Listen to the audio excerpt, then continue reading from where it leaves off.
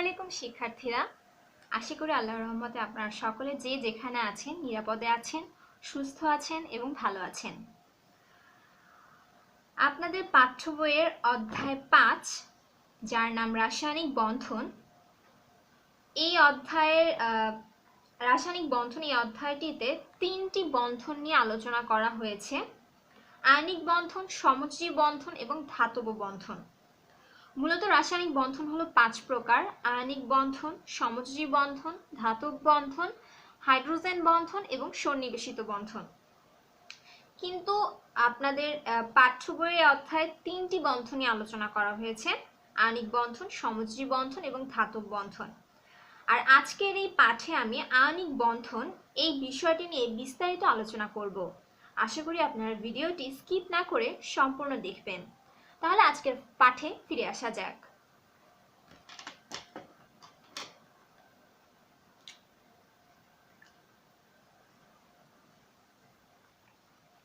প্রথমে আমরা জানব আয়নিক বন্ধন এটা কি।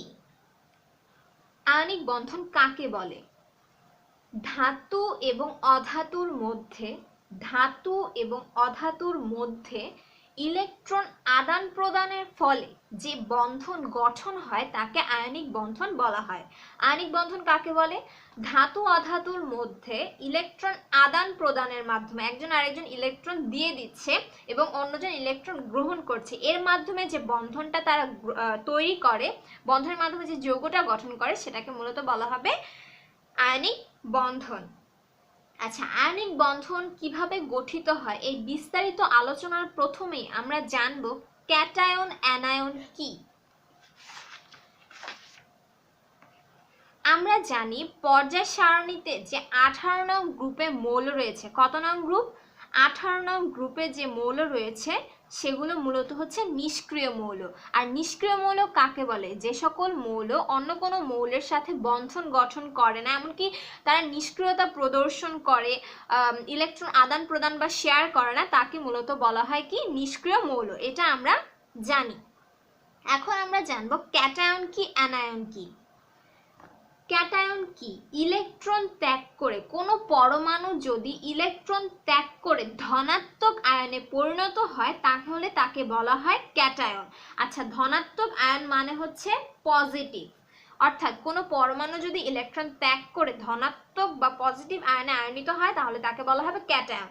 যেমন আমরা যদি এখানে দেখি সোডিয়ামের পারমাণবিক সংখ্যা হলো 11, আর এর নিকটতম নিষ্ক্রিয় মৌলকে নিয়ন।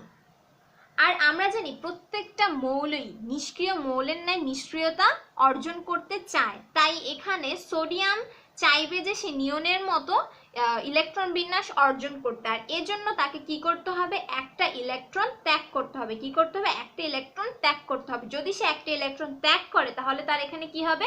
10টা ইলেকট্রন হবে। আর আমরা জানি নিয়নের পারমাণবিক সংখ্যা হলো 10 এবং এই নিয়নের শেষ শক্তি স্তরে কয়টা ইলেকট্রন রয়েছে?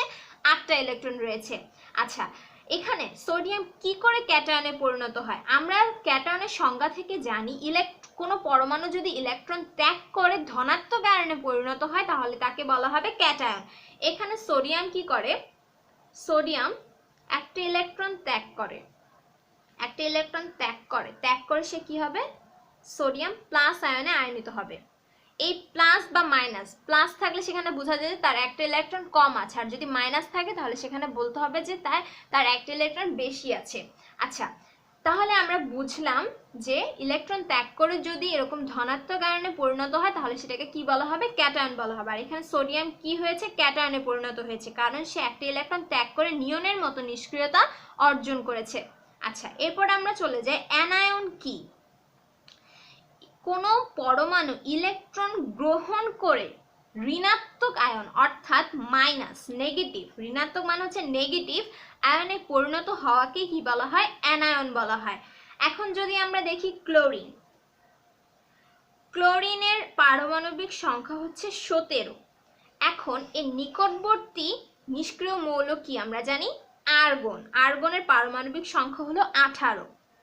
এখন যদি ক্লোরিন আয়নের মতো আর্গনের মতো নিষ্ক্রিয়তা অর্জন করতে চায় তাহলে তাকে কি করতে হবে? একটা ইলেকট্রন গ্রহণ করতে হবে।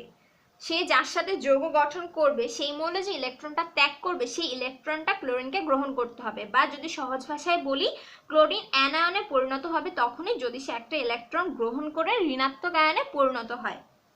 আচ্ছা, এখন যদি আমরা একটা যৌগ দেখি সোডিয়াম ক্লোরাইড, এই সোডিয়াম ক্লোরাইডের ক্ষেত্রে ক্যাটায়নে আমরা দেখলাম যে এখানে সোডিয়াম প্লাস হবে এবং ক্লোরিন একটা ইলেকট্রন গ্রহণ করে ক্লোরিন মাইনাস হবে।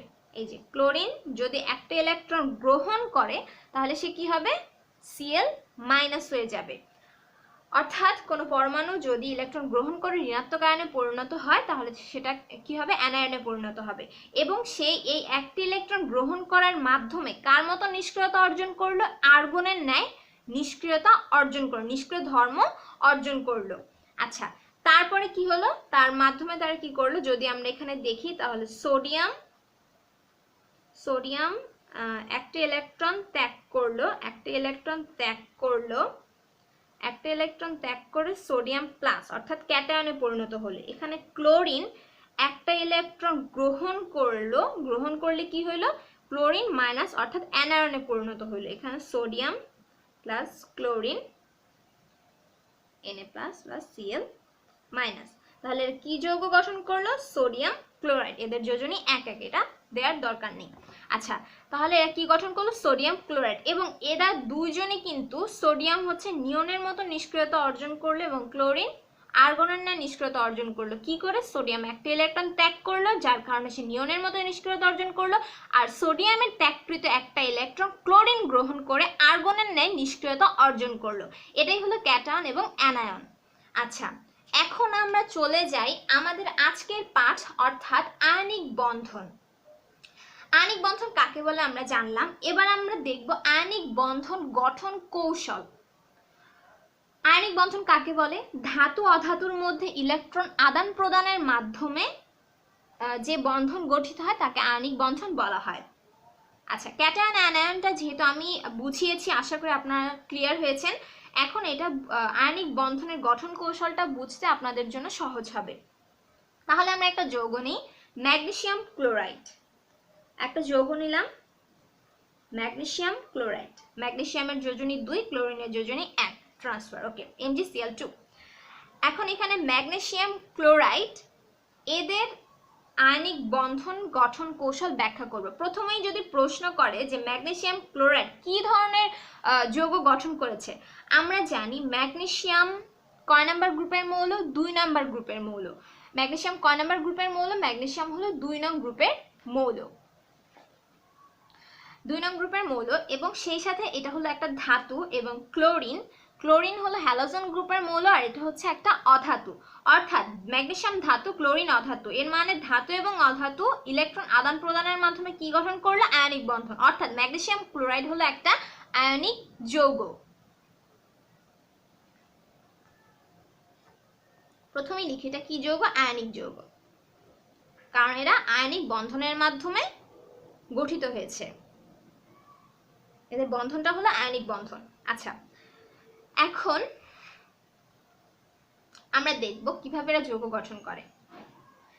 এখানে ম্যাগনেসিয়ামের পারমাণবিক সংখ্যা হলো 12। আমরা যদি এর ইলেকট্রন বিন্যাস করি 1s2 2s2 2p6 3s2,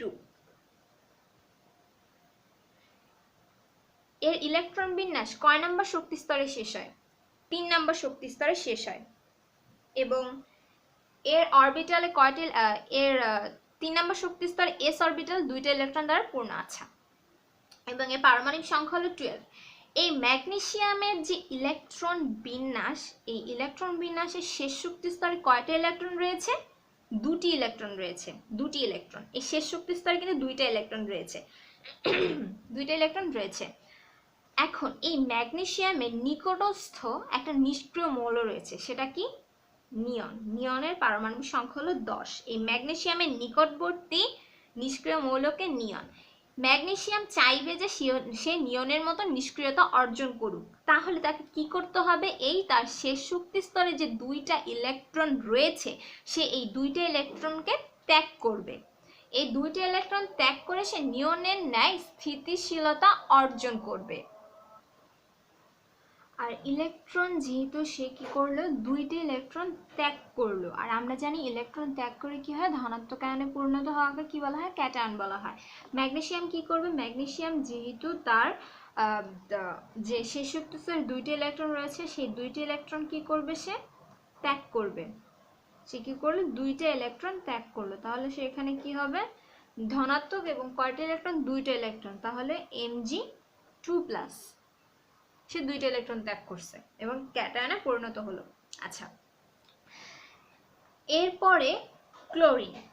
এখন আমরা দেখব ক্লোরিন। ক্লোরিনের ক্ষেত্রে ক্লোরিনের পারমাণবিক সংখ্যা হলো 17 এবং এর যদি আমরা এর ইলেকট্রন বিন্যাস করি তাহলে দেখব 1s2 2s2 2p6 3s2 3p5। ক্লোরিনের শেষ শক্তি স্তরে একটা ইলেকট্রনের প্রয়োজন রয়েছে, কারণ সেও চায় তার নিকটবর্তী একটি নিষ্ক্রিয় মৌল আর্গনের ন্যায় স্থিতিশীলতা অর্জন করতে।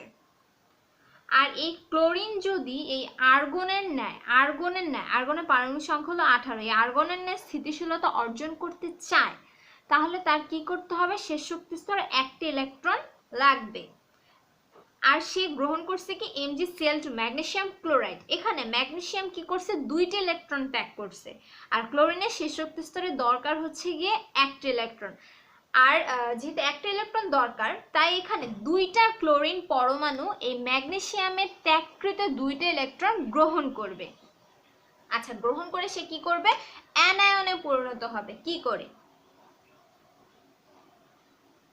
ক্লোরিনের দুইটা পরমাণু দুইটা ইলেকট্রন গ্রহণ করলো, ক্লোরিন 2+ দুইটা ইলেকট্রন গ্রহণ করে কি হবে, 2Cl-, মানে দুইটা ক্লোরিন পরমাণু ম্যাগনেসিয়ামের ত্যাগকৃত এই দুইটা ইলেকট্রন গ্রহণ করে 2Cl- পরিণত হয়।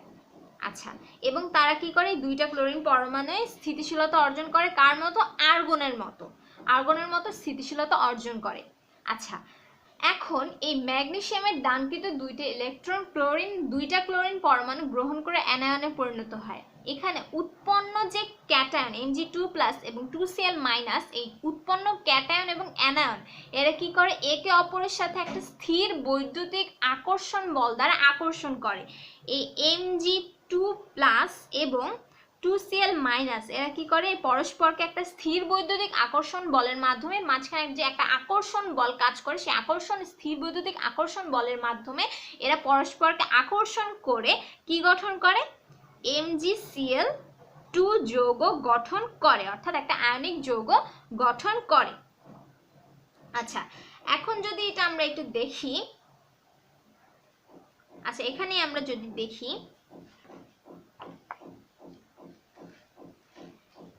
এখানে কিভাবে এই MgCl2 গঠিত হয়।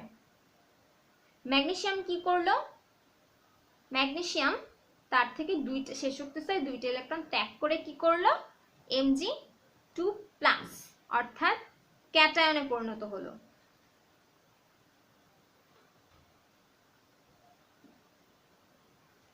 এবং ক্লোরিন, দুইটা ক্লোরিন পরমাণু ম্যাগনেসিয়ামের ত্যাগকৃত দুইটা ইলেকট্রন গ্রহণ করে 2Cl- অর্থাৎ অ্যানায়নে পরিণত হয়।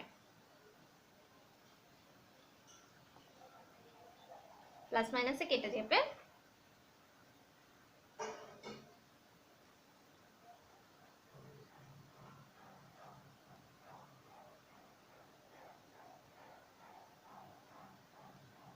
এখানে MgCl2টা এখানে চলে যাবে, এখানে ম্যাগনেসিয়ামের যোজনী 2, ম্যাগনেসিয়ামের যোজনী 2 এবং ক্লোরিনের যোজনী 1, তাহলে এখানে কি যৌগ গঠন করলাম, ম্যাগনেসিয়াম ক্লোরাইড। আচ্ছা, এখন এইটার ক্ষেত্রে আমরা মূলত একটা ডায়াগ্রাম অঙ্কন করে যদি দেখতে চাই তাহলে বিষয়টা কেমন হয়। আচ্ছা, এখানে তো ম্যাগনেসিয়াম ক্লোরাইড কি করলো, আয়নিক বন্ধন গঠন করলো, ম্যাগনেসিয়াম নিয়নের মতো নিষ্ক্রিয়তা অর্জন করার জন্য দুইটি ইলেকট্রন ত্যাগ করলো, এবং ক্লোরিন কি করলো, আর্গনের মতো নিষ্ক্রিয়তা অর্জনের জন্য দুইটা ক্লোরিন পরমাণু দুইটা ম্যাগনেসিয়ামের ত্যাগকৃত দুইটা ইলেকট্রন গ্রহণ করে MgCl2 আয়নিক যৌগ গঠন করে। এখানে ম্যাগনেসিয়াম ধাতু এবং ক্লোরিন হলো অধাতু। ম্যাগনেসিয়াম হলো 2 নম্বর গ্রুপের মৌল এবং ক্লোরিন হলো 17 নম্বর গ্রুপের মৌল।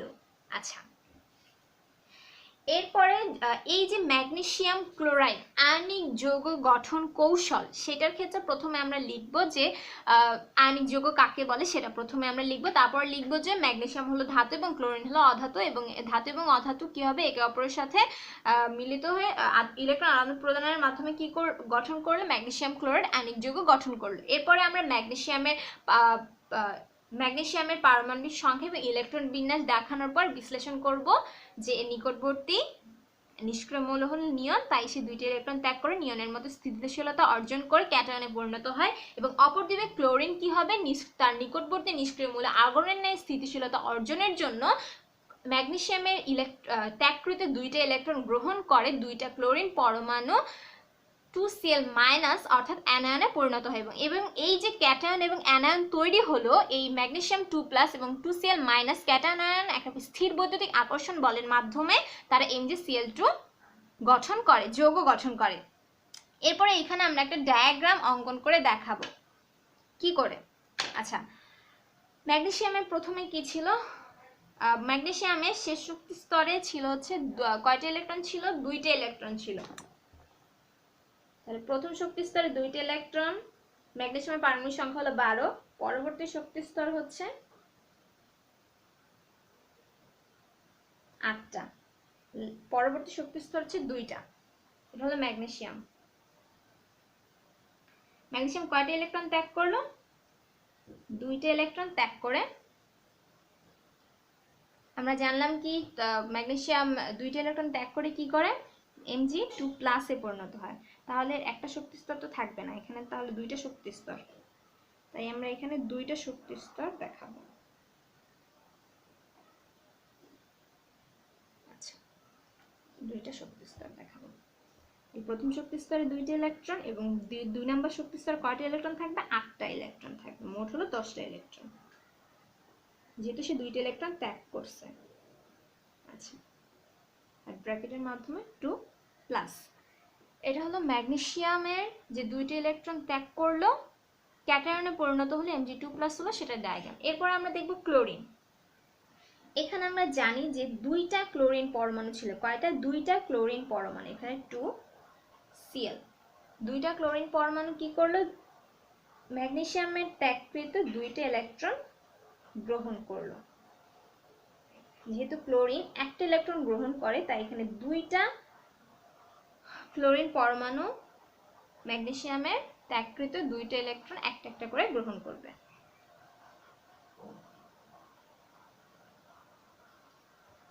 আচ্ছা, তাহলে এখানে কি হবে, 2টা ইলেকট্রন গ্রহণ করবে 2,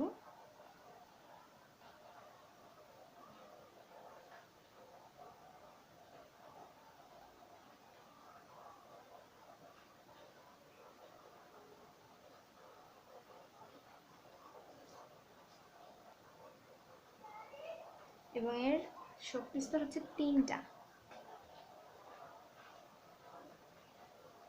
যেটা 3p6 এর ইলেকট্রন বিন্যাস হবে। এখন যদি তার ইলেকট্রন বিন্যাস করি তাহলে সেটা হবে 3p6, কারণ আর্গনের তো 3p6।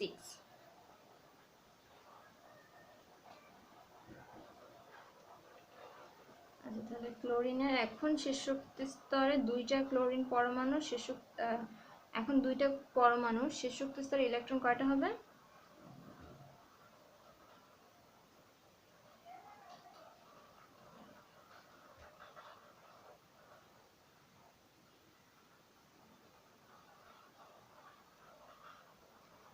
আচ্ছা, তাহলে এখানে এই 2টা ডায়াগ্রামে আমরা দেখলাম যে ম্যাগনেসিয়াম 2টা ইলেকট্রন ত্যাগ করে ম্যাগনেসিয়াম 2+ হয়, এবং 2টা ক্লোরিন এই ম্যাগনেসিয়ামের দানকৃত 2টা ইলেকট্রন গ্রহণ করে 2Cl মাইনাসে পরিণত হবে। আচ্ছা, এখন সর্বশেষ যে ডায়াগ্রামটা অঙ্কন করতে হবে সেটা হলো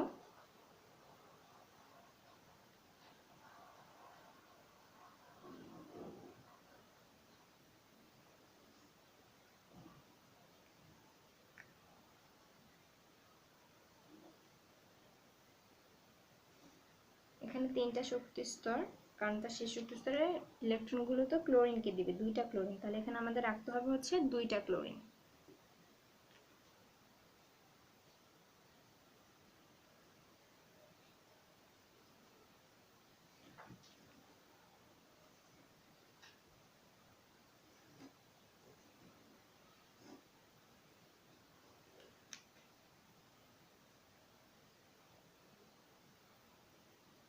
দুইটা ক্লোরিনের জন্য আমরা ডায়াগ্রাম অঙ্কন করব।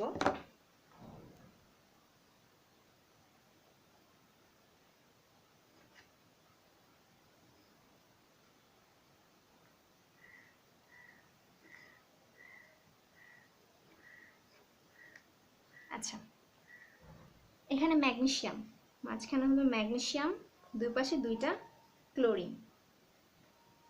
এর ইলেকট্রনগুলো আমরা দেই যেভাবে আমরা জানি এর পারমাণবিক সংখ্যা অনুযায়ী। ক্লোরিনের পারমাণবিক সংখ্যা হলো 17, তাই না? ম্যাগনেসিয়ামের হলো 12। এটা আমরা স্টার, এটা আচ্ছা ঠিক আছে, এটা আমরা এভাবেই দিই।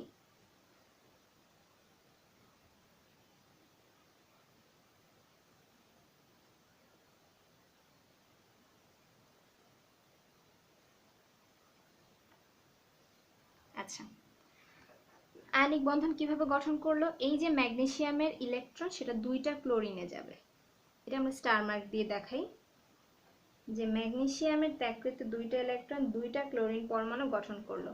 এই যে একটা ইলেকট্রন, এটা হলো স্টার মার্ক দিয়ে বুঝালাম যে এটা হচ্ছে ম্যাগনেসিয়ামের যে ত্যাগকৃত ইলেকট্রন, সেটা একটা ক্লোরিন পরমাণু গঠন করে সে কি হলো, আর্গনের ন্যায় নিষ্ক্রিয়তা অর্জন করলো। আর এই ক্লোরিন পরমাণুটা আর্গনের ন্যায় নিষ্ক্রিয়তা অর্জন করলো। আর এখানে ম্যাগনেসিয়াম 2টা ইলেকট্রন ত্যাগ করার কারণে তার শেষ শক্তি স্তরে ইলেকট্রন 8টা এবং প্রথম শক্তি স্তরে 2টা, তার মানে হচ্ছে 10টা ইলেকট্রন। তাহলে সে কার মতো নিষ্ক্রিয়তা অর্জন করলো? নিয়নের ন্যায়, নিয়নের মতো নিষ্ক্রিয়তা অর্জন করলো। আর এভাবেই ধাতু এবং অধাতু কি হলো, ইলেকট্রন আদান প্রদানের মাধ্যমে আয়নিক বন্ধন গঠন করলো। তাহলে এখানে কি গঠিত হলো? Mg magnesium chloride, MgCl2। একইভাবে সোডিয়াম ক্লোরাইড বা অন্যান্য যৌগগুলো গঠিত হয়। এখানে একটি বিষয় আমাদের জানা দরকার যে সাধারণত হচ্ছে 1 এবং 2 নং গ্রুপে, 1 নং গ্রুপ, 1 এবং 2 নং গ্রুপ হচ্ছে ধাতু। এই ধাতু গ্রুপ, এই 1 নং এবং 2 নং গ্রুপ হচ্ছে ধাতব মৌল, এখানে ধাতব মৌল, এবং 16 এবং 17 নাম্বার গ্রুপ হচ্ছে অধাতু। আর এরাই মূলত এই ধাতু এবং অধাতু, এই 1 এবং 2 নাম্বার গ্রুপ এবং 16 এবং 17 নাম্বার গ্রুপ একে অপরের সাথে ইলেকট্রন আদান প্রদানের মাধ্যমে কি গঠন, আয়নিক বন্ধনের মাধ্যমে যৌগ গঠন করে। আর সাধারণত কিছু তো ব্যতিক্রম থাকে, সেক্ষেত্রে আমাদের যে 13 নাম্বার গ্রুপ রয়েছে, 13 নাম্বার গ্রুপে অ্যালুমিনিয়াম যে মৌলটা রয়েছে, এই অ্যালুমিনিয়াম মৌল ধাতব মৌলের ন্যায় আচরণ করে, যার কারণে এই অ্যালুমিনিয়াম এই মৌলটা আয়নিক বন্ধন গঠন করতে সক্ষম। আজকের পাঠ এই পর্যন্তই। আল্লাহ হাফেজ।